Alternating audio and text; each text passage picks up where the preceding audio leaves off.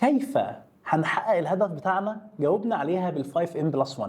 بس انت ممكن تستعمل ال5M+1 عشان تجاوب برضو على كيف تانية، كيف حصلت المشكلة. هنا جه فكرة الفيش بون دايجرام. الفيش بون دايجرام هو موديل نموذج بالصورة اللي قدامكم ديت. بيقول لك ايه؟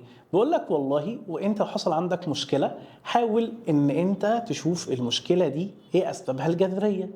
طب هتفكر ازاي في الاسباب الجذريه للمشكله؟ راجع ال5M+1. هل المان باور كان تمام؟ هل الماتيريال كانت تمام؟ هل الادوات اللي انت استعملتها كانت تمام؟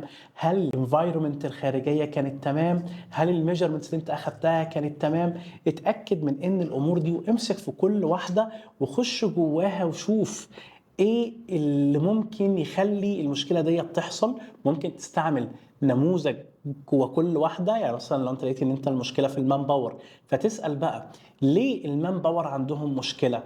ممكن تعمل لها هي كمان فيش بون دايجرام وتسال نفسك نفس الخمس اسئله، وهكذا تفضل تمشي بالموضوع لحد ما توصل للسبب الجذري فعلا وتقدر ان انت تحله في الاخر. الموديل ده موديل فعال جدا. مشكلتنا فيه بصراحه ان هو بياخد وقت ومجهد. انت لو انت في الصيانه وجاي تستعمله، فانت بيحصل عندك كل شويه مشاكل. لو انت مسكت كل مشكله وبدات ان انت تحللها وتمسكها وتقول والله المشكله عندي سببها الجذري ايه، هتلاقي نفسك ان انت بتقعد وقت كبير جدا في الاناليسيس ده. ودي حاجه مش ابليكابل في الشغل. انت محتاج تكون، لو انت فاكر، محتاج تكون efficient. فانت مش الحلو ان انت تكون كل حاجه رحت حليت سببها الجذري في المقابل يعني بتعمل ده بتكاليف عاليه جدا. فازاي نظبط الاولويات بتاعتنا؟ احنا بنحاول نستعمل نموذج اسمه باريتو. بنحاول نقول ايه؟ باريتو دوت نموذج. النموذج ده بيقول ان اغلب المشاكل اللي بتحصل لي بيكون ليها اسباب جذريه قليله. هو مبدا واحد عالم لاحظها ايطالي، قال لك والله 80% من اي حاجه سببها 20% من الاسباب اللي ممكن تسبب الحاجه دي. 80% من كل حاجه. ملحوظه كانها هو لاحظها، والملحوظه ديت اثبتت مع الوقت واثبت مع الوقت انها في الغالب حقيقيه. فاحنا بنستعمل الموديل ده وبنستعمله عشان نحدد الاولويات بتاعتنا. نقوم رايحين عاملين ايه؟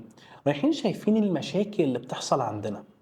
ايه اكتر مشاكل بتوقف لي في الوقت؟ ايه اكتر مشاكل مكلفة بالنسبة لي؟ ونمسك المشاكل ذات التأثير الكبير، وهي دي اللي نبدأ نعمل لها الفيش بون دايجرام ونحللها ونوصل لسببها الجذري ونعمل لها elimination على طول. بعد ما نخلص ده هنلاقي ظهر عندنا مشاكل تانية. يعني في الكميات انت قضيت على المشاكل الكبيرة فعملت نتائج عظيمة بشكل سريع.